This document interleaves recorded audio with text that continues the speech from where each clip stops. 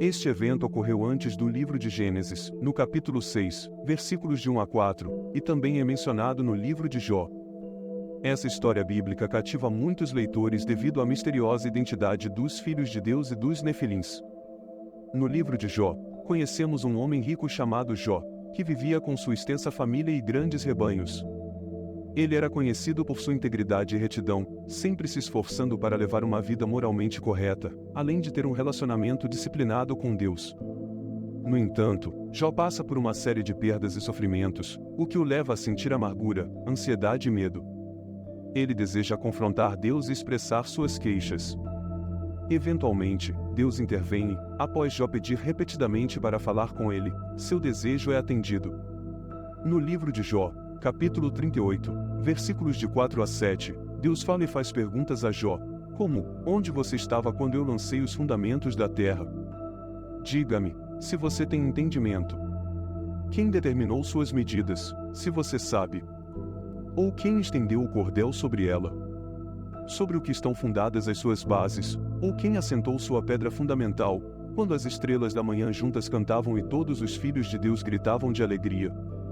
Nesses versículos, é revelado que os seres angelicais, referidos como as estrelas da manhã e os filhos de Deus, testemunharam a criação da terra e celebraram o poder, a glória e a sabedoria de Deus envolvidos nesse processo.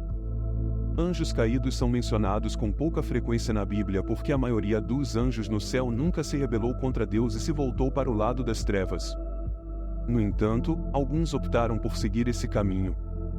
Os anjos caídos abandonaram sua posição inicial, o que significa que não seguiram o propósito para o qual foram criados. Os anjos foram criados para habitar o céu ao lado de Deus, adorando-o e obedecendo às suas ordens. Assim como os humanos foram criados para glorificar a Deus, mas com o propósito de viver na terra, não como anjos. No entanto, esses anjos decidiram deixar sua posição inicial no paraíso. Eles escolheram rejeitar o plano de Deus para suas vidas, fazendo uso do livre-arbítrio que lhes foi concedido. De acordo com a Bíblia, esses anjos são chamados de anjos caídos porque deixaram o céu. O que aconteceu com eles? 2 Pedro, capítulo 2, versículo 4, nos diz que Deus não poupou esses anjos quando pecaram, mas os lançou no inferno, confinando-os em poços de escuridão, onde são mantidos para serem julgados. O líder desses anjos caídos é Satanás, que se transforma em um anjo de luz. Ele conspirou contra Deus, seu Criador, e perdeu a batalha, assim como os anjos que o seguiram. Quanto ao que acontece depois que os anjos caídos deixam o céu, a Bíblia não nos fornece muitos detalhes adicionais sobre o destino deles. No entanto, sabemos que estão submetidos a um estado de julgamento e separação da presença de Deus. O que ocorre a seguir, de acordo com o livro de Mateus, capítulo 25, versículo 41, é que o fogo eterno foi preparado para o diabo e seus anjos. Em outras palavras, o inferno nunca foi planejado para uma única pessoa, embora Judas e outros, sem dúvida, acabarão lá. No final, Satanás e os anjos caídos foram os destinatários pretendidos do inferno, criado no céu como uma punição final pelos líderes da grande rebelião. No entanto, o Senhor permite que outros, das nações que ele julga, também sejam condenados por causa do livre-arbítrio e da responsabilidade que Deus deu ao homem para escolher seu destino eterno, seja o céu ou o inferno. É no inferno que Satanás e os anjos caídos, um terço daqueles que se rebelaram ao seu lado, encontrarão seu fim. Deus exercerá sua ira sobre aqueles que se rebelaram contra ele, e Satanás e os anjos caídos não escaparão impunes. Podemos observar aqui que existem anjos caídos, embora seja difícil para alguns de nós entender o conceito de queda. Gostaríamos de acreditar que os anjos não podem cair, mas a história bíblica prova o contrário. Os anjos caídos são conhecidos por serem um terço da hoste angelical que seguiu Satanás na grande rebelião, buscando derrubar Deus e assumir seu trono no céu. No entanto, essa tentativa foi uma falha colossal, e Satanás e seus anjos rebeldes foram expulsos do céu. Alguns anjos caídos estão agora no inferno, enquanto outros que estavam na terra seguiram caminhos separados.